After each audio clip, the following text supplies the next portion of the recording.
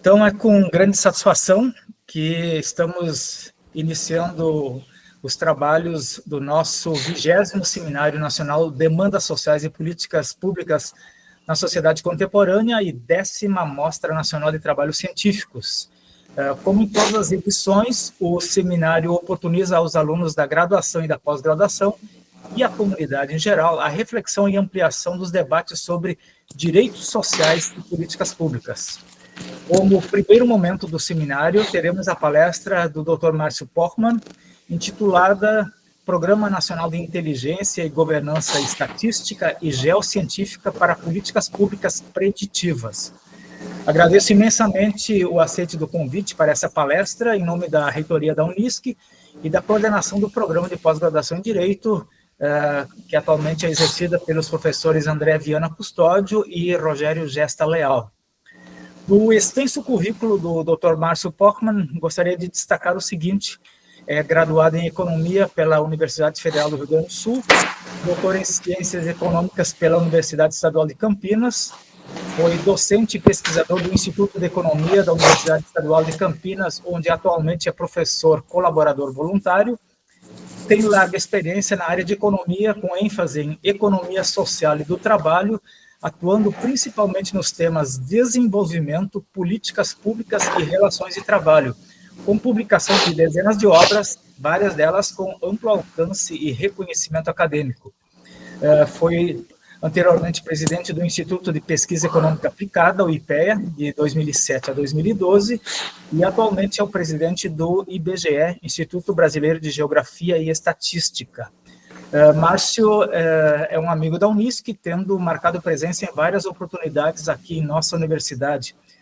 Sua presença neste evento se justifica de modo especial pela sua atuação à frente do IBGE, um órgão ao qual pesquisadores e pesquisadoras da área do direito recorrem com frequência em busca de dados e estatísticas confiáveis para o desenvolvimento de suas investigações. Certamente a explanação sobre o Programa Nacional de Inteligência e Governança Estatística e Geocientífica para Políticas Públicas Preditivas trará importantes informações sobre os rumos do IBGE e da pesquisa brasileira. A dinâmica deste momento inicial é a seguinte: o Dr. Márcio fará sua fala em torno de 40 a 45 minutos, depois teremos aí 15 a 20 minutos para perguntas dos presentes, que vamos fazê-las somente pelo chat, né? A gente seleciona as que forem possíveis no tempo que tivermos, então, por favor, quem tiver perguntas, faça pelo chat e depois eu as apresento, né? Então, de imediato, passo a palavra ao Dr. Márcio Pochmann. Bom, com um abraço fraterno e solidário, cumprimento a todos os colegas que acompanham a abertura desse seminário. Agradeço e parabenizo os organizadores do seminário. Agradeço também as palavras de recepção do professor João Pedro, quem tem grande estima pelo compromisso acadêmico e de estudos que ele possui. E eu procurarei aqui, nesse período que nós temos, para fazer uma apresentação a respeito do programa pelo qual fui convidado para fazer uma exposição. Mas antes, eu, na verdade, gostaria de trazer os elementos que nos levaram a oferecer essa experiência que está em curso no IBGE atualmente. Inicialmente, um reconhecimento que nós estamos vivendo uma importante mudança de época no Brasil, e as mudanças de épocas que o país teve foram acompanhadas de mudanças no sistema estatístico brasileiro. Então, não é possível, a nosso modo de ver, olhar estritamente o programa na qual nós vamos tratar na sequência, e mesmo o Sistema Estatístico e Geográfico Nacional, sem compreender um pouquinho o que está em curso no Brasil, né? E se quisermos até no mundo, mas o nosso foco é o Brasil, então vou ficar mais restrito ao espaço nacional, né? E justamente a mudança que está em curso, e esse programa no qual falaremos na sequência, é uma parte de transformações mais amplas que estão em curso no sistema estatístico e geográfico, tendo em vista que o Brasil, não é, pelo qual o próprio IBGE foi constituído há quase 90 anos atrás, praticamente não existe mais. Nós estamos diante de um outro país, uma transformação muito profunda na sociedade, na economia, que, para simplificar, podemos identificar como sendo, na verdade, um país que vive a era digital, né? O avanço de uma sociedade de serviços hiperconectada. Então, dentro desta perspectiva é que nós buscamos um processo de recuperação da instituição e, sobretudo, a modernização dela, para que ela, de fato, o IBGE possa oferecer e cumprir a missão institucional, não é, que é revelar a realidade nacional para que a sociedade, os governos, todos aqueles que estão interessados em conhecer o país, tomem decisões mais precisas, mais acuradas em relação à própria realidade, que é basicamente o papel de uma instituição de estatística, né? O modelo que nós temos hoje ainda é um modelo construído a partir da experiência do norte global.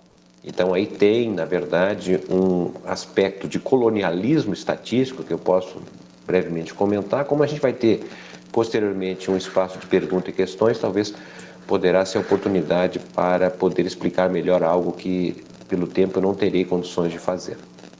Mas vamos ao primeiro elemento, que é o reconhecimento que o Brasil vive uma mudança de época e as implicações do seu sistema estatístico e geográfico nacional, né?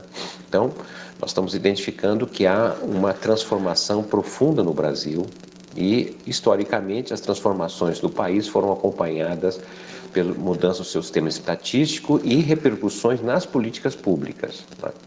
Podemos começar pelo fato da batalha que foi no Brasil, criar o sistema estatístico, inicialmente e posteriormente geográfico, ainda durante o Império. Nós devemos isso à geração de 1870, estamos falando de Silvio Romero, Tobias Barreto, Rui Barbosa, Quintano Bocaiúva, Joaquim Nabuco, né? Importantes nomes do país que lutaram pela abolição da escravatura e, em grande medida, o fim da própria monarquia e a instalação da república. Isso foi uma batalha intensa e difícil de ser feita porque há uma reação da sociedade, dos governos em geral, para que a realidade seja apresentada tal como ela se apresenta. Então, nós tínhamos, depois da independência, de 1822, a criação, em 1838, do Instituto Histórico e Geográfico do Brasil, que, na verdade, fazia a parte da narrativa, da interpretação do Brasil, aí na primeira e, posteriormente, segunda metade do século XIX. E essa interpretação era feita basicamente a partir da ideia que o Brasil era um país jovem, né? Um país que tinha sido constituído muito recentemente, mas ele tinha um futuro primoroso, porque, na verdade, ele estaria seguindo os passos da Europa. Então, nós éramos vistos como um país, não é, de brancos, constituído majoritariamente por brancos, católicos, não é, um país europeu. A primeira questionamento, digamos, a esse tipo de interpretação ocorre em 1850, quando, ali na formação da direção do Império, se estabelece a ideia de fazer algum movimento de modernização do país, feito pelo Partido Conservador da época, mas muito importante porque são definidas 4 leis que marcam o Brasil até hoje, né? A primeira lei é a lei do fim do tráfico negreiro, em 1850, né? Interrompeu o comércio de escravos, o que não foi nada simples, né? Porque o comércio de escravos era a atividade mais rentável do país naquele momento. É alguma coisa trazida para os dias de hoje como acabar com o rentismo no país, né? Também muito difícil, dados os interesses que estão em jogo. Mas Além dessa lei que interrompeu o tráfico negreiro, nós tivemos uma outra lei importante, que foi aquela que estabeleceu a lei chamada Lei de Terras, que estabeleceu a propriedade privada no país. Não havia propriedade privada. A terceira lei foi a aprovação do Código Civil, né, que estabeleceu, então, as regras de comércio e trocas entre personalidades e instituições. E a quarta lei era que criava o censo demográfico, primeira contagem populacional, em 1852. Ocorre que, em 1851, né, houve uma fake news, né, vamos usar o termo da época agora, que foi, na verdade, uma mentira que foi difundida, dizem, pela Igreja Católica, contrária à realização do censo naquele momento, porque isso significava tirar o poder, o monopólio que a Igreja Católica tinha sobre casamentos, sobre nascidos. Todo o registro civil seria para o Estado. Nós estamos falando de um Estado ainda, não é, que está vinculado à Igreja naquele momento. E foi informado que aquela contagem populacional, a primeira a ser feita em âmbito nacional, havia contagens populacionais em cidades, tá certo? Poucas, mas não havia uma contagem nacional, uma metodologia comum, e foi informado que essa contagem seria utilizada para identificar, não é, os que não fossem brancos no Brasil e ainda não escravizados, pois através desta contagem seriam então tornados escravos aqueles que não estavam nesta condição devido ao fim do tráfico negreiro. Como não havia mais oferta de escravos vindo do exterior, se seria então escravizados os que ainda estavam no Brasil. Esta mentira, na verdade, levou a uma série de manifestações, conflitos e rebeldia, especialmente nos chamadas províncias do Nordeste, onde havia uma concentração maior de escravos, e inviabilizou a realização do censo. Na verdade, o primeiro censo vai ser realizado só em 1872. É o primeiro censo feito no Brasil, criado a partir de uma instituição chamada Diretoria Geral de Estatística, de 1871, no gabinete de Rio Branco, o pai do Rio Branco mais famoso, que é um momento também de modernização do Brasil, e ele vai mostrar, não é, que o Brasil, na verdade, não é um país branco, porque, segundo o censo, 2/3 da população é constituída por população não branca. Né? É um país de analfabetos, é um país que a maior parte da população nem português falava à época. Então, é um censo que mostra, na verdade, né, uma realidade muito diferente do discurso feito naquela época. E isso ocorre, basicamente, levando em consideração o esforço que há naquele momento pelo fim da abolição, pela aprovação da abolição da escravatura. E o aparecimento dessas informações vai abrir pela primeira vez a oportunidade de surgirem as chamadas políticas reparatórias. Desculpe. Em grande medida, a visão de Silvio Romero, Rui Barbosa, Joaquim Nabuco, era que havia, na verdade, uma enorme injustiça com relação aos escravos indígenas e que, portanto, as políticas públicas a serem implementadas a partir das informações geradas naquele momento pelo censo deveriam ser reparatórias, reparar, não é, o drama, as injustiças que essa parte da população, que era majoritária, deveria receber. Bom, como sabemos, as políticas reparatórias surgiram, mas não foram implementadas. Né? A transição do trabalho escravo ao trabalho livre foi feita de outra maneira. A Lei Áurea, não era para ser uma lei com 2 artigos, não é? Implanta-se o trabalho livre e encerra-se todas as demais legislações contrárias. Era um programa que os abolicionistas defendiam muito mais amplo, mas, enfim, a correlação de forças terminou resultando nisso. Nós temos um segundo momento histórico de inflexão, de mudança no sistema estatístico a partir da sua criação em 1871, que ocorre a partir da Revolução de 1930. A Revolução de 30 é um marco importante porque é a partir, das ideias modernistas, né, que vêm já de 1922 com o modernismo, Semana de Arte Moderna, por exemplo, os questionamentos de uma classe média vivendo de modo urbano em algumas cidades, recolocam, na verdade, a necessidade do país ter um Estado moderno com políticas públicas amparadas na realidade observada. E aí nós vamos ver que em 1930, aquela Diretoria Geral de Estatística, criada em 1871, ela é encerrada e somente em 1934 é criado o Instituto Nacional de Estatística, que levou quase 2 anos para surgir a sua primeira diretoria. Ela ocorre em 1935.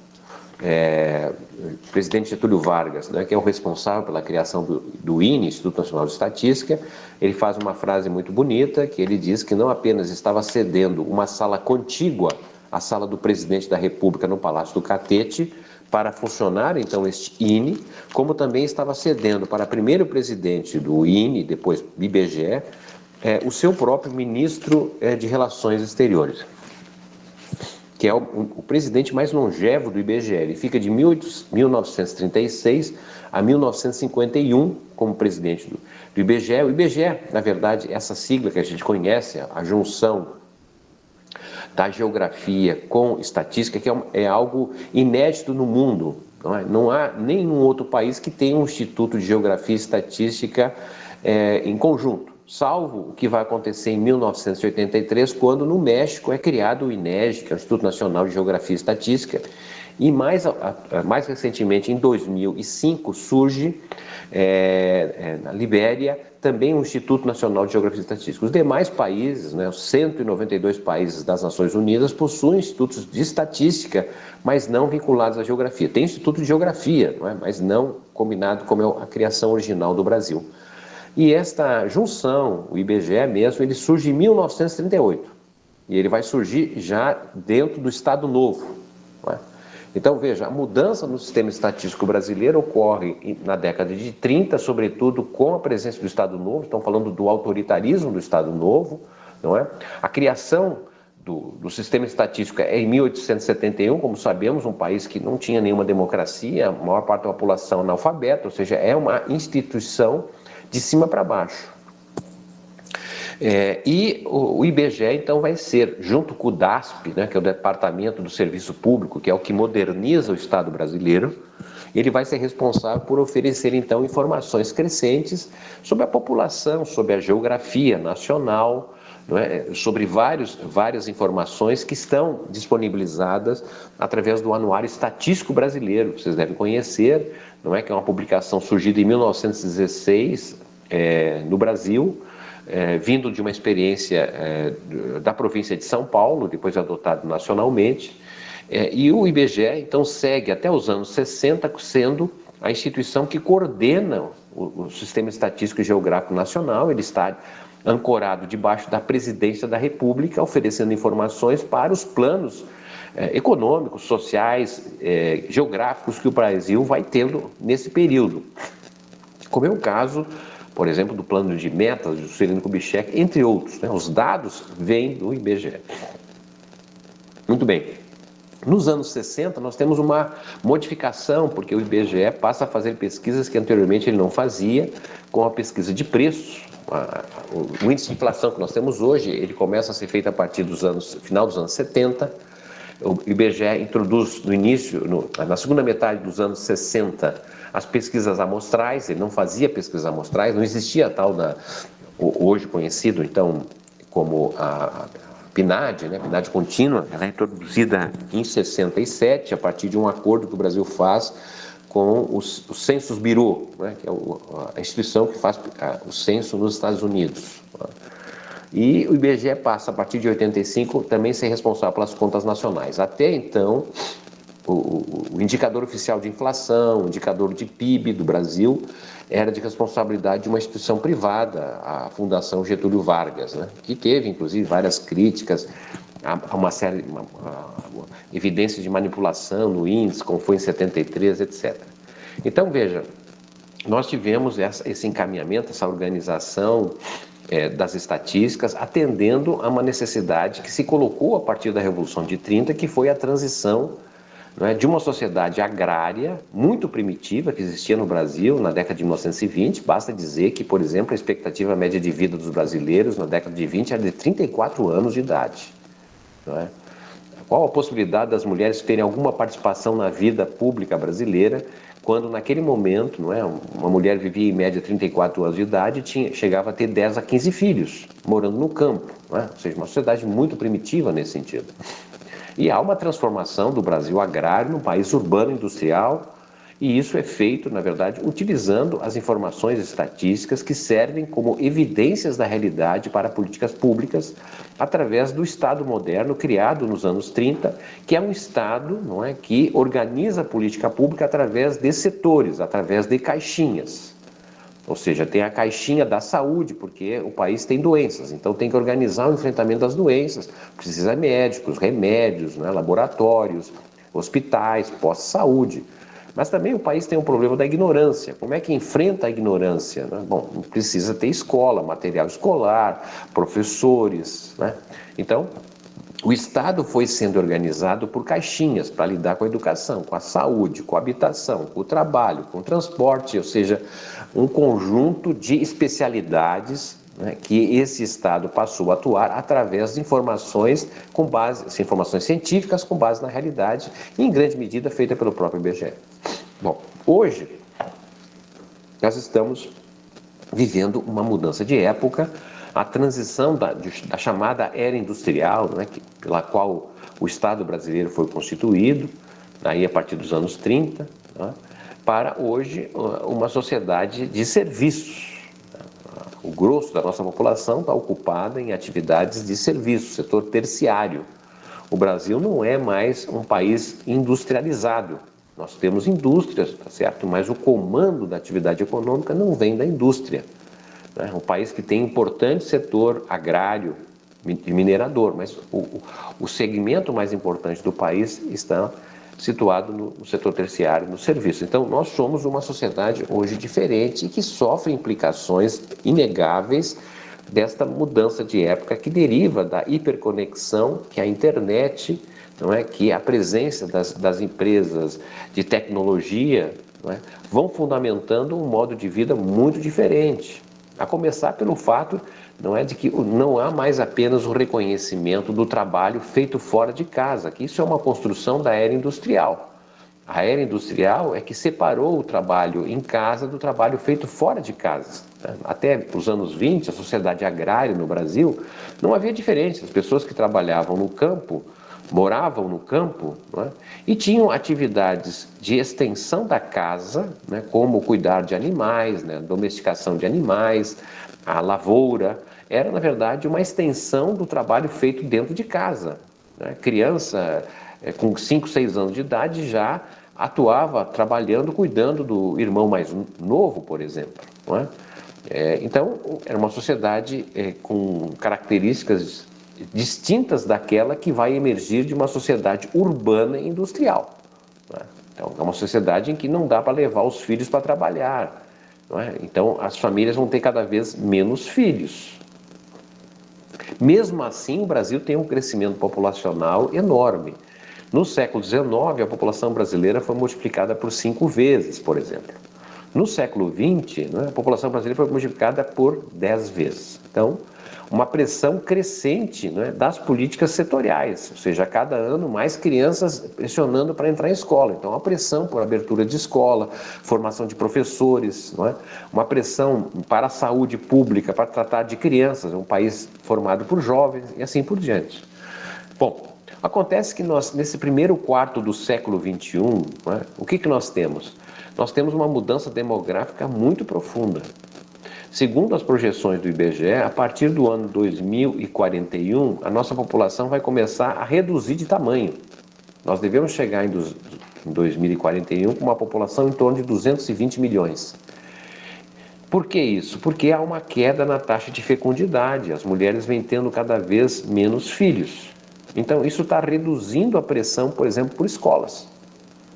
E a consequência direta disso, não é que o Brasil, que anteriormente era um país que faltava escola, hoje é o país que mais fecha escola no mundo. Cerca de 50 mil escolas foram fechadas no Brasil nesse primeiro quarto do século XXI. Por quê? Porque a solução dos prefeitos, de maneira geral, não é, acompanhando a austeridade fiscal, fecha a escola onde tem menor número de alunos e coloca eles em umas escolas maiores, utilizando então ônibus para deslocamento e assim por diante. Também nós precisamos pensar que essa mudança demográfica que está em curso, nós devemos chegar no ano de 2100, por exemplo, não é, com uma população muito menor do que foi a população do ano 2000. Tá?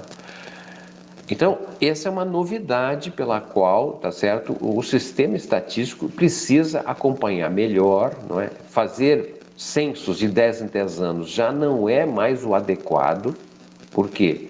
Bom, porque hoje o IBGE, por exemplo, fez o censo demográfico no ano 2022, ele se arrastou até para o ano 2023, mas enfim, nós, com o censo pronto, nós começamos a divulgar a partir de um trabalho sério que é feito, não é, de crítica, de avaliação dos dados coletados, a gente começou a divulgar e nós estamos em 2025, tá certo?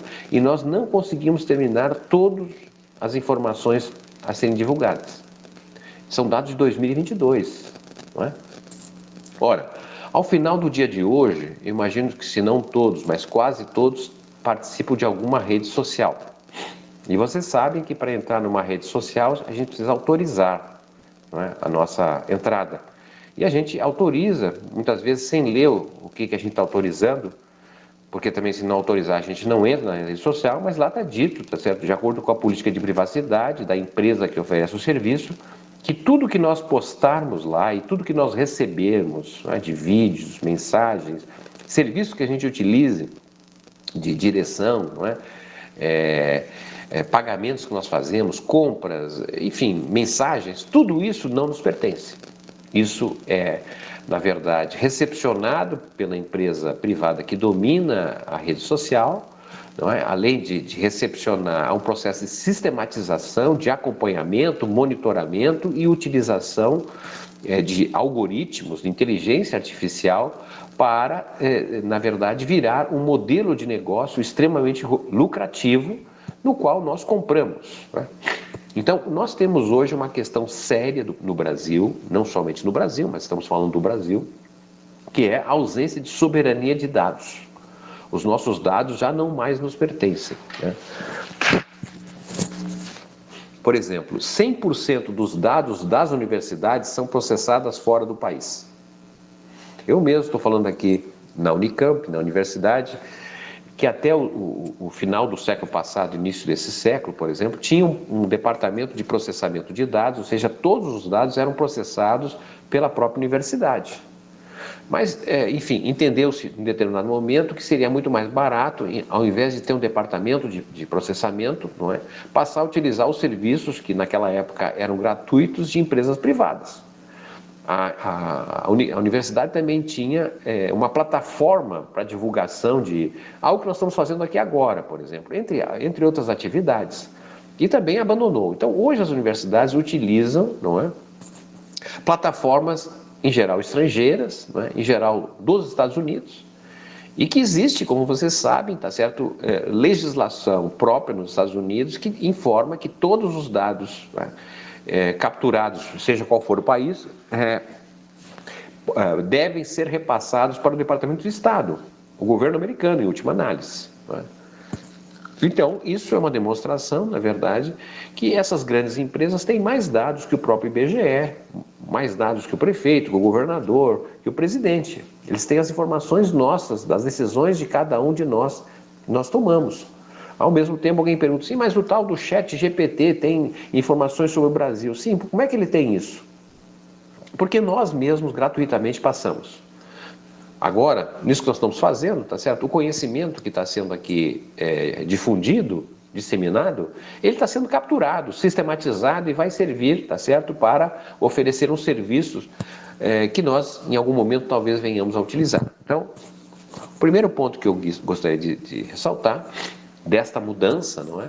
Está associado, de um lado, à alteração demográfica, ou seja, os dados do IBGE, do censo, né, mostram, na verdade, mudanças dramáticas naquela sociedade urbana industrial que vinha até os anos 80 e 90, ou seja, instituições como casamento, né, estão em queda, crescimento de união sem mais a formalização, por exemplo, o crescimento de brasileiros morando só. Não é? Para vocês terem uma ideia, a população brasileira entre 2010 e 2022, ela cresceu 6,5% nesses 2 anos. No entanto, o número de moradias, né, com moradores subiu mais de 20%. Tem um processo de envelhecimento. Né? Então, tem muitas mudanças que estão em curso decorrente desta nova era do país. Então, o sistema estatístico ele precisa se adaptar, pois, do contrário, ele corre o risco de não mais oferecer respostas que a sociedade demanda. Se você faz um censo, leva 3 anos para divulgar a informação, quando chega já é uma informação praticamente ultrapassada. Porque nós estamos cada vez mais acostumados à informação online. Todo mundo quer informação logo, imediata. Esse é um ponto, tá certo? Segundo ponto, não é? O Brasil tem um sistema de dados muito fragmentado, descentralizado. Né? Falávamos que até os anos 60, o IBGE era o coordenador do Sistema Estatístico Nacional, ele estava debaixo da Presidência da República e exercia essa função. Ocorre que com a reforma administrativa de 1967, o IBGE saiu da presidência e foi ficar em linha junto ao Ministério do Planejamento. Isso foi importante porque o IBGE se modernizou, introduziu pesquisas novas, como as pesquisas amostrais, as pesquisas de preços, as pesquisas das contas nacionais. Mas, por outro lado, o IBGE perdeu a capacidade de coordenar o sistema estatístico. Então, nós tivemos, a partir dos anos 60, a proliferação de bancos de dados, registros administrativos setoriais, daquele estado setorial. Cada ministério tem o seu banco de dados. Né? Então, em 1964, surgiu o SERPRO, Serviço de Processamento de Dados, uma excelente empresa pública que processa dados, né, inicialmente, e dados da Receita Federal. Depois tem a Dataprev, né, que é outra empresa pública importante, criada em 74 para processar os dados da Previdência Social. E aí a gente vai tendo uma evolução. Né? O mais recente, o CadÚnico, por exemplo, que é o cadastro dos beneficiários dos programas sociais, o Bolsa Família. Não é? Mas tem o DataSUS, que são os dados da saúde, importantíssimos.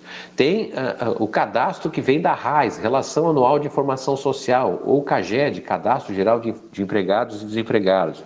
Ou seja, cada ministério, cada parte daquele estado industrial criado por secção possui o seu banco de dados. Então, o prefeito municipal, né, o governador ou o presidente, por exemplo, ele recebe o ministro da Saúde, né, ou da Educação. Ele vai lá, o ministro da Educação, diz, olha, aqui nós temos o censo escolar e, porventura, mostrou que o estado X é o estado que tem melhor desempenho escolar, o estado Y, pior desempenho escolar. Bom, o presidente tem informação a respeito de um setor, a educação. Agora, nós não sabemos, embora existam dados, né, se essa informação de indicador educacional, né, se relacionado, por exemplo, com a violência juvenil, se relacionado com o desemprego, né, se ter mais educação no estado, na cidade, significa melhor condição de inserção no mundo do trabalho do jovem.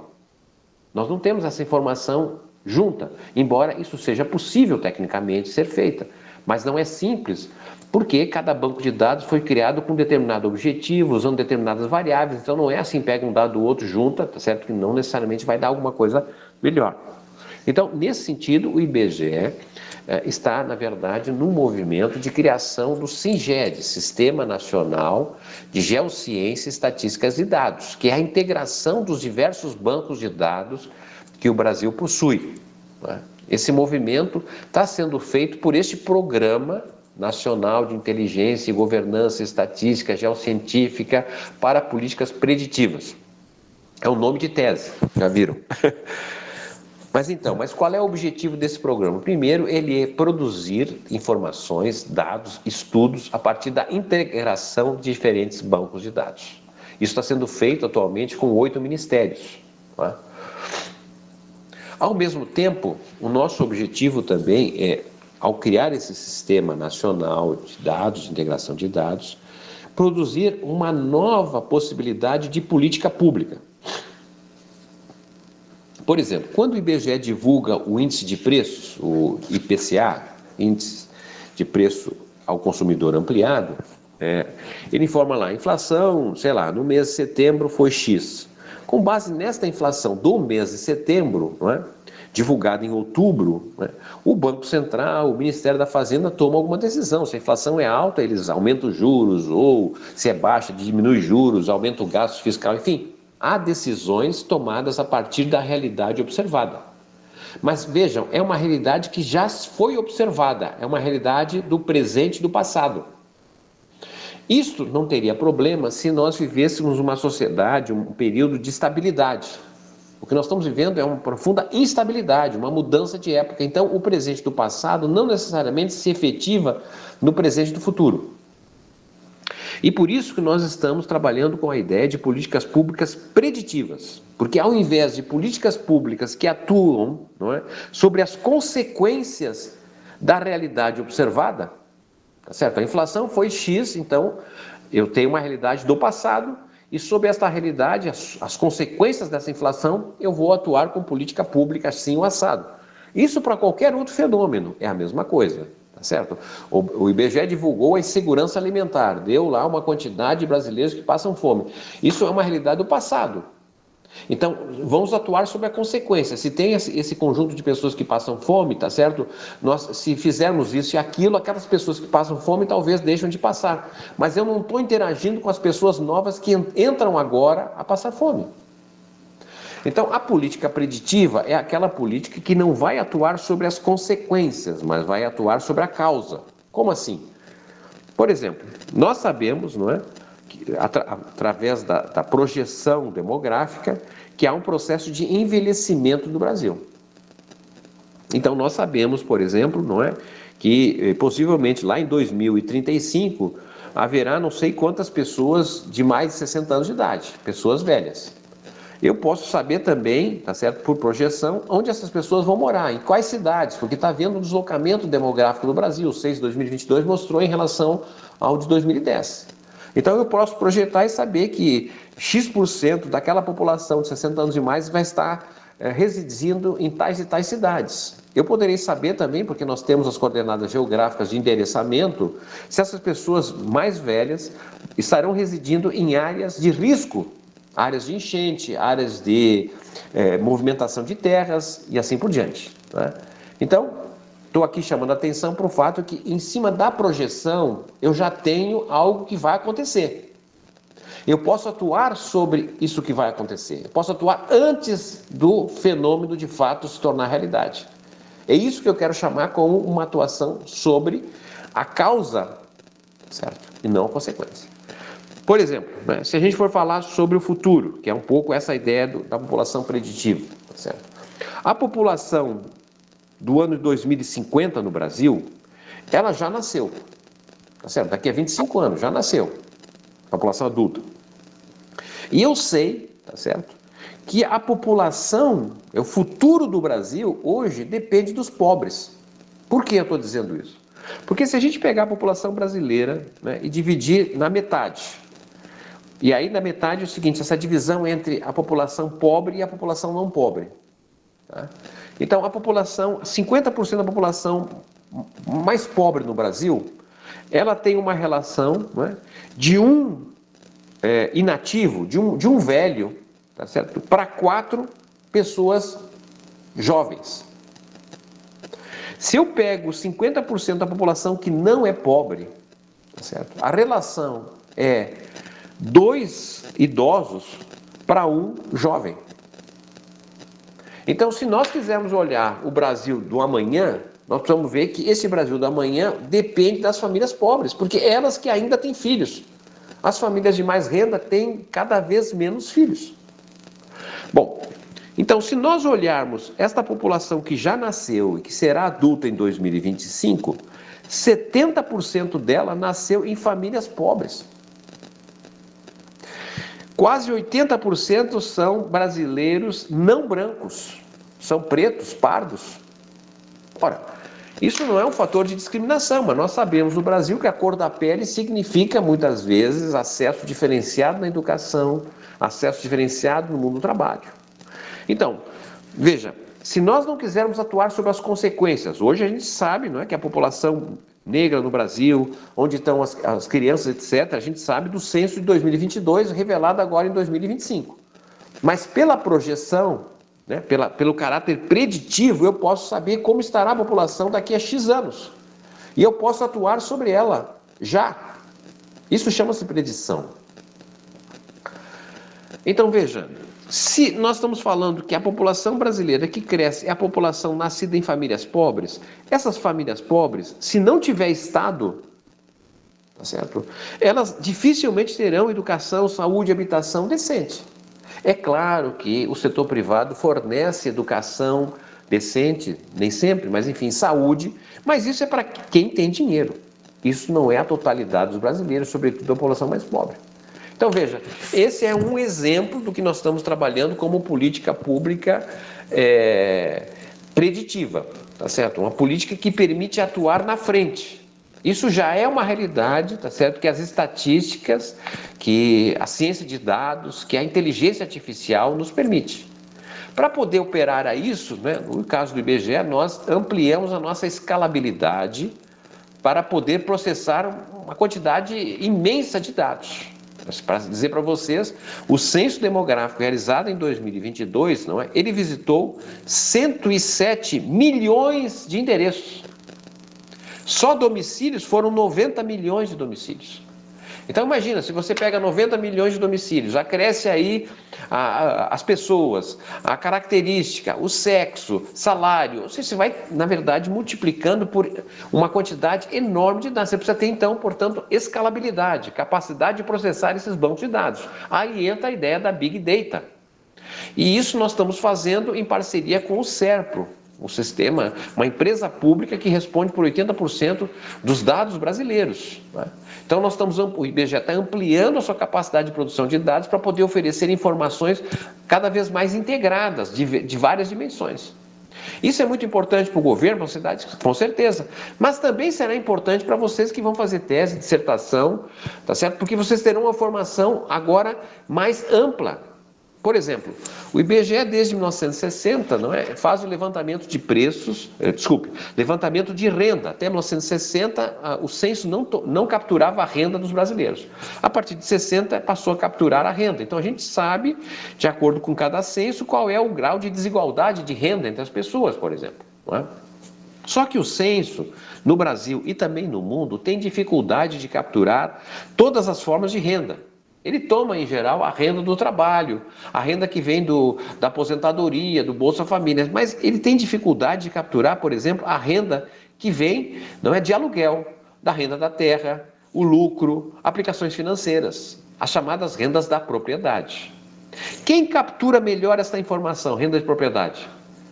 É a Receita Federal, através, da declaração do imposto de renda.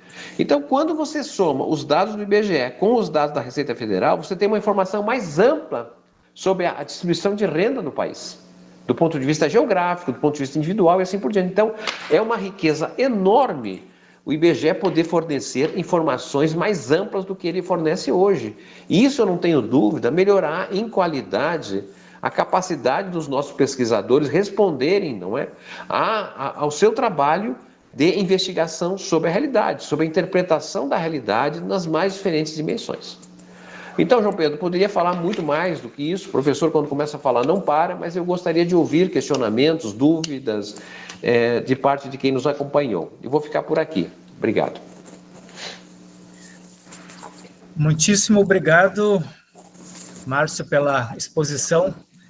Acho que é muito ilustrativo para quem não acompanha o dia a dia da produção de dados estatísticos, entender um pouco da relação dos dados estatísticos com a realidade do país, a evolução, os novos desafios. E eu faço uma primeira pergunta e temos uma outra já também colocada no chat. A pergunta que eu queria fazer existe algum modelo que nesta tentativa de tornar as informações, enfim, da reorganização da forma como o IBGE pretende trabalhar e o SERPRO e tudo mais, existe algum país que sirva de modelo de integração? Porque, como você falou, nós temos hoje enormes bancos de dados em nível federal, o DataSUS, os dados do MEC, CNPq, CAPES, né? O portal da transparência, os dados da Justiça, né? O Ministério da Justiça e o CNJ, que é boa parte do nosso público tem atenção aos dados do CNJ, né?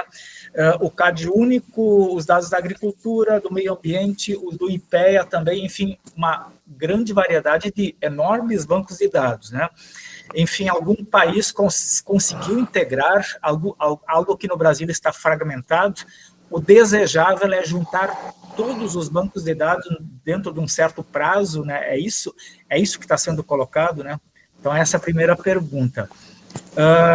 Temos aqui da parte do Teodoro a seguinte colocação: as pesquisas do IBGE e de outras instituições são muito relevantes na construção e implementação de políticas públicas. Entretanto, na era das fake news, infelizmente, alguns cidadãos costumam politizar e desconfiar de todo tipo de informação. E, na sua opinião, como fazer para que os resultados dessas pesquisas sejam assimilados pela população de forma mais convincente? E ele agradece a palestra. Da parte do professor Jean-Ré vem a seguinte colocação: Dr. Márcio, em algum momento as cidades turísticas, como Vitória e Florianópolis, terão de limitar a quantidade de imóveis em plataformas tipo Airbnb, para fins de aumentar o estoque de imóveis em aluguel como forma de baixar o preço? Como o IBGE pode ajudar nisso? Então, Márcio, são essas 3 colocações iniciais, te passo a palavra. Obrigado, então, Teodoro, professor João, e você, João Pedro. O que é importante dizer, não é? Como eu ressaltei ao longo dessa breve exposição, o sistema estatístico e geográfico no Brasil sofreu transformações concomitantemente à mudança da realidade nacional. E essas modificações que nós falávamos anteriormente, nos anos 60 e 70, nos anos 30 e nos anos de 1870, ocorreram de forma autoritária, em períodos autoritários, não democráticos, né? Foram impostas de cima para baixo. Nós mesmos estamos fazendo um levantamento para ver as implicações da ditadura militar no IBGE. Várias pessoas foram demitidas, por exemplo, durante o regime militar, etc. Nós estamos fazendo uma mudança no IBGE num momento democrático, que é, diga-se de passagem, bem mais difícil, porque você precisa ouvir a todos, tá certo? A comunidade interna, a comunidade externa, não é? E, obviamente, mudanças como essas sempre têm, na verdade, reações, tá certo? Há resistências, porque eu sempre fiz assim, porque agora eu tenho que fazer assado, tá certo? Por exemplo, o censo demográfico que foi feito em 2022, quer dizer, quase 95% desse censo foi respondido da mesma forma que o Brasil faz censo desde 1871, que um recenseador indo na casa das pessoas, né? Mas nós temos, por exemplo, na Espanha, né, não se faz mais censo desta forma. O censo ele é anual e é feito a partir dos registros administrativos. Nós, este ano, o IBGE, né, vai ter agora a informação online diária, não é, do registro de nascimento, de mortes, casamentos, enfim, todos os registros civis que são feitos no Brasil, nos cartórios. Está integrado isso. Então, o que eu quero chamar a atenção é o seguinte: nós estamos fazendo este movimento, tem, obviamente, resistências internas, mas nós temos a experiência internacional que nós estamos seguindo. Então, como eu falei, no caso do censo tem a Espanha, mas não é a Espanha. O Uruguai já fez também inovações importantes no seu censo. De maneira geral, todo o sistema estatístico do mundo vem fazendo alterações porque mudou a realidade. Mas, por incrível que pareça, os problemas maiores nos sistemas estatísticos do mundo estão concentrados nos países do norte global, que foram, inclusive, os países que geraram metodologias e consensos estatísticos para trabalhos de pesquisas que passaram a ser feitos. Então, quer dizer, desde 1853, quando foi criado o primeiro Congresso Internacional de Estatística na Bélgica, que se passou a trabalhar com a uniformização de metodologias. E é importantíssimo, porque senão você não compara o desemprego de um país com o outro, o PIB de um país com o outro. Você precisa ter padrões estatísticos para poder comparar. Ocorre que vários países hoje no norte estão com grandes problemas. Certamente vocês devem talvez ter acompanhado, não é, a situação nos Estados Unidos, né? O presidente atual terminou intervindo no Bureau Labor Estatístico, que é uma instituição importantíssima que faz levantamento de preços, por exemplo, sofre um problema sério de austeridade fiscal, de ausência de recursos orçamentários. Nós tivemos também vários problemas em instituições de estatísticas equivalentes ao IBGE na Europa, com problemas agora da questão da guerra na Ucrânia. A Europa resolveu se armar, não é? Está fazendo o seu trabalho de viabilizar o financiamento militar em armas, exército, etc. E uma parte dos recursos que foram cortados foram dos seus institutos de estatística. A população mudou também, não é? Ela tem hoje cada vez mais resistência a ficar respondendo perguntas, não é? Então, temos uma sociedade diferente e, portanto, cada tentativa de mudança, ela precisa ser muito bem pensada, e nós temos a referência, não é? Por exemplo, eu dei o exemplo da Espanha, mas posso dar o exemplo do Instituto Nacional de Estatística da China. Eles fizeram, por exemplo, uma mudança importante, agora é uma temática até mais específica, mas, por exemplo, quando o IBGE divulga a taxa de desemprego no Brasil, o desemprego medido é com base nos indicadores da metodologia que as Nações Unidas, na Comissão de Estatística da ONU e da Comissão de Estatística da Organização Internacional do Trabalho definem que a pessoa, por exemplo, desempregada é aquela que não apenas não trabalha, mas procura trabalho e está disponível para trabalhar, né? O que quer dizer, por exemplo, que uma pessoa que porventura perdeu um emprego e não foi procurar trabalho, ele passa a ser considerado inativo. Imagina alguém que já está há 10 anos, sei lá, 2 anos desempregado, ele procura cada vez menos emprego, porque custa procurar emprego. Então, se ele não procurou naquele período em que foi feita a pesquisa, ele vira inativo.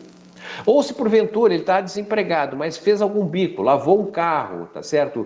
Cuidou de estacionamento, alguma coisa que ele fez para sobreviver, é considerado ocupado, tá? Então, hoje você tem uma série de novidades do ponto de vista ocupacional. Por exemplo, nós temos novas ocupações, como por exemplo, não é, o influencer, não é, o youtuber. A quantidade de brasileiros, há uma estimativa que não é do IBGE, de cerca de 22 milhões de brasileiros vivem hoje capturando renda através das redes sociais monetizadas. São jogos, são fotos, enfim, uma infinidade nesse novo mundo. E muitas vezes, para essas pessoas que realizam atividades que são rentáveis, né, que têm alguma renda nas redes sociais, elas não entendem como trabalho. Se você pega um jovem, não é? Ele está ali, youtuber, está narrando o jogo, etc., ele ganha uma renda. E se nós perguntarmos a ele, você trabalha? Ele vai entender aquela atividade não como trabalho. Bom, então se você não trabalha, mas você procura trabalho, ele vai dizer, não procuro trabalho, então você é inativo. E hoje nós temos uma taxa de inatividade entre os jovens relativamente alta. Talvez seja esse o problema. Então, na China, eles mudaram a questão. Eles não perguntam mais se a pessoa trabalha. Eles perguntam, você captura alguma renda? Você recebe alguma renda? Porque se ele recebe alguma renda, algum trabalho ele fez. Alguma ocupação ele desenvolveu, alguma atividade foi gerada. Então, veja, são questões que estão relacionadas à metodologia. Então, nesse sentido, o trabalho do IBGE é, na verdade, reorganizar o sistema de informação, utilizando os registros administrativos, o cadastro do DataSUS, né, de número de gente que morreu, qual a causa e não sei o que mais. Isso não é estatística. Isso é um banco de dados que o DataSUS utiliza para monitorar a sua política. Para transformar em estatística é um outro procedimento. Por isso que é um Programa Nacional de Inteligência e Governança Estatística e Geocientífica para a política pública, tá certo? Bom, em relação ao Teodoro, é óbvio que tem, na verdade, uma espécie de pasteurização dos dados oficiais, né? Por exemplo, o IBGE divulgou a inflação de setembro, foi lá, sei lá, 0,5%. Alguém mal intencionado ou mesmo ignorante, ele pode pegar, não é, esse dado do IBGE, ir no supermercado e, por hipótese, pegar o preço de um quilo de carne e mostrar, olha, aqui a carne subiu 10%, e o IBGE diz que a inflação foi 0,5%. Portanto, o IBGE, não é, está manipulando informação. Bom, ele não sabe, na verdade, que inflação, não é, o índice de preço é uma média. No caso do Brasil, não é? São 500 mil preços de produtos capturados em 10 regiões metropolitanas, mais 5 grandes capitais. São 30 mil locais de compra que são visitados mensalmente pelo IBGE. Então, você tem uma média. Por exemplo, se alguém que tem renda maior, que usa avião, o preço da passagem subiu, ele vai afetar a todos? Não, vai afetar quem usa o avião. Mas esse preço é utilizado como média geral. A mesma coisa, não é? Sei lá, aumentou o preço do feijão. O preço do feijão, tá certo? Vai impactar quem? Quem come feijão, quem não come não impacta. Mas ele é um dos componentes dos preços que são acompanhados. Então, as pessoas não têm, obviamente, o dever de saber como é feita a inflação, mas eles podem utilizar, tá certo, para dizer que não está correto o dado, etc. Então, como enfrentar isso? Tá certo? Olha, isso pressupõe, na verdade, uma política de informação, de comunicação muito decente. Né? Pressupõe, na verdade, uma alfabetização da população, alfabetização digital da população, porque muitos de nós, não é? Eu, pelo menos, sou um caso. Eu tenho celular, mas eu uso uma parte pequena do celular. Meu filho usa muito mais o celular do que eu. Tem um problema intergeracional nesse sentido no uso de tecnologia. Então, o Brasil precisaria, no nosso modo de ver, é claro, num processo de educação, né, que explicasse melhor como são feitas as informações, os dados. Né? Então, essa é uma preocupação que o IBGE vem tendo de se comunicar melhor com a população e enfrentar fake news que não são somente com os dados oficiais. Fake news são generalizados, infelizmente, por esta era digital. Em relação às cidades turísticas, eu acho que o professor João colocou um tema muito importante, que eu nem trouxe aqui, não é? Mas é uma preocupação do IBGE. O IBGE é o único que acompanha no Oceano Atlântico, não é? O nível do mar, por exemplo. E nós sabemos que por conta do novo regime climático, o antropoceno, nós estamos, infelizmente, a cada ano com a temperatura se elevando. Apesar das COPs, apesar de toda a conscientização em relação ao problema ambiental, infelizmente a temperatura do mundo vem aumentando. Bom, a consequência da elevação da temperatura no planeta é o degelo das calotas polares. Portanto, é a elevação do nível do mar. O Brasil está em falta, eu sei que já tem algumas experiências, mas está em falta em mostrar quais serão as cidades que vão desaparecer em função da elevação do nível do mar. Os dois exemplos aqui trazidos pelo professor são cidades que possivelmente, se não uma parte ou totalidade, ficarão abaixo do nível do mar. Se nós olharmos isso para 2050, 2060. E não só essas duas cidades, mas Recife, Salvador, tá certo? Copacabana. Quanto de Copacabana que vai restar? Se é que vai restar. Então, o Brasil está despreparado, tá certo, para trabalhar com essas políticas preditivas que olham lá na frente o que está em curso. Nós continuamos trabalhando sobre as consequências e não, infelizmente, sobre as causas. Né? E aí ele levantou a questão de aluguel, moradia, enfim. Temos aí uma nova dimensão da questão ambiental e que se relaciona com o habitacional. E já está próximo de nós terminarmos aqui, mas nem sei se teremos outras perguntas, mas nem toquei num outro tema, que é, na verdade, o deslocamento geoeconômico da população brasileira para o interior do país. Nós temos hoje 70% dos brasileiros residindo a não mais do que 200 quilômetros da costa atlântica. Ocorre que nós estamos avançando muito rapidamente com as rotas de integração sul-americana. São 5 rotas que integrarão o Brasil aos portos do Pacífico, por exemplo, do Chile e do Peru. E como vocês sabem, tá certo? Desde 2009, o principal parceiro comercial brasileiro é a China, que já supera mais de 1/3 das nossas exportações, do nosso comércio externo. Então, está havendo uma mudança, não é? Hoje, as cidades mais dinâmicas do Brasil são as cidades do interior do país, não as capitais, não as regiões metropolitanas. Então, se nós olharmos isso para os próximos 25 anos, nós teremos possivelmente um deslocamento da população ainda maior do que já ocorre para cidades que a gente pouco conhece, Rondonópolis, não é? Sinop, né? Entre outras cidades, que são cidades que crescem 7, 8% ao ano. Né?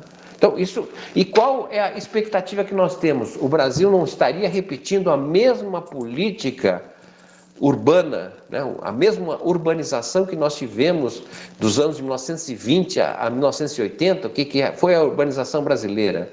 né? O inchamento das cidades, das grandes cidades brasileiras, a construção de favelas, de periferias, de péssimas condições de vida, se você não tem planejamento, né? Então temos aí um outro ponto muito importante, entre tantos outros, que uma visão panorâmica nos ofereceria as várias dimensões dos dados, das estatísticas e sua vinculação com políticas públicas com base na realidade e políticas públicas preditivas. Senhor João. Márcio, muito esclarecedores as suas colocações. Tem ainda um comentário do Victor sobre festejando a integração com cartórios do Brasil. Nós temos uma turma do mestrado e doutorado de notários e registradores, enfim, o pessoal está contente com essa integração. De todo modo, como o nosso tempo está esgotando, eu queria agradecer muito, lhe passar para o encerramento e dizer que essa temática certamente é do nosso interesse. Se você puder, num outro momento, colaborar de novo conosco, o assunto é de máxima importância para pesquisadores de várias áreas, né? E além de nós divulgarmos este vídeo de hoje, né, teremos certamente interesse em conhecer mais sobre o andamento das tratativas, do empenho seu, de toda a equipe. Desde já parabenizar pela lucidez em ver um país que está se transformando rapidamente e da necessidade do sistema de estatísticas acompanhar e ajudar nisso que todos desejamos, que as políticas públicas sejam preditivas e não apenas reativas, né, para o bem do país, do mundo, enfim, todas as questões que afligem a academia, os pesquisadores, as pesquisadoras. Então, lhe passo a palavra para o encerramento e reiterando o agradecimento aí pela belíssima exposição de hoje de manhã. Professor João Pedro, eu acho que não são palavras finais, porque, como você já levantou, poderemos ver uma outra oportunidade, né? Nós estamos, apenas a título de informação, num diálogo com o CNPq e CAPES e a CLACSO, né, que é a Conferência Latino-Americana de Ciências Sociais, para trabalharmos no que a gente está identificando como a certificação dessas informações que o IBGE vai produzir, né, para que quem for utilizar saiba, por exemplo, que tipo de informação possui. Por exemplo, imagino que vocês já tenham utilizado ou utilizam a inteligência artificial. O que é a inteligência artificial, né? Você dá a informação e treina a máquina e a máquina te dá a resposta. Mas essa resposta você não sabe como ela foi feita, qual foi o critério, qual a metodologia, se ela é comparável. O IBGE, quando apresenta a informação, ele tem lá a sua metodologia, ele diz que saiu daqui, chegou lá. Você tem, na verdade, uma transparência do ponto de vista dessa informação. E precisamos certificá-la. Então, é um trabalho que eu queria anunciar com essas três instituições, CNPq e CAPES são mais conhecidas, tá certo? Que o IBGE deseja fazer com elas, na verdade, um programa de certificação dos seus dados para que possam ser melhor utilizados, combater a fake news e assim por diante. Ainda diria que, do ponto de vista de instituições internacionais, como o PNUD, não é, que é o Programa das Nações Unidas para o Desenvolvimento, ou a UNFPA, que é o Fundo das Nações Unidas para a População, não é? O IBGE está, na verdade, com 2 protocolos para montar no Brasil 2 centros de referência em políticas públicas preditivas, olhando o lado da população de um lado e outro olhando a questão do desenvolvimento, não é? Porque nós temos até 2030 o tema dos objetivos do milênio, não é? E nós precisamos pensar o que seria o desenvolvimento a 2030. Então, nós recepcionamos de parte das Nações Unidas uma demanda para que o IBGE possa ajudar na formação de novos indicadores. Então, teremos um trabalho que seria importante, na verdade, poder contar com as universidades, com os pesquisadores nesse processo de criação de novos indicadores. Então é isso, agradeço mais uma vez a oportunidade, parabenizo o programa, a todos que nos acompanharam, esperamos poder contribuir em outras oportunidades. Obrigado. Muito obrigado, Márcio. E agora passamos para o segundo momento, quem assume a liderança. Márcio, queria te liberar, né, da nossa jornada, mas se quiseres continuar e aprender um pouco mais sobre as lides jurídicas, né, será certamente muito bem-vindo aqui. Eu gostaria, mas eu vou sair justamente agora, tem uma outra participação aqui na universidade mesmo. Desejo um abraço e boa jornada a todos. Até uma próxima. Um Tchau, tchau. abraço aí.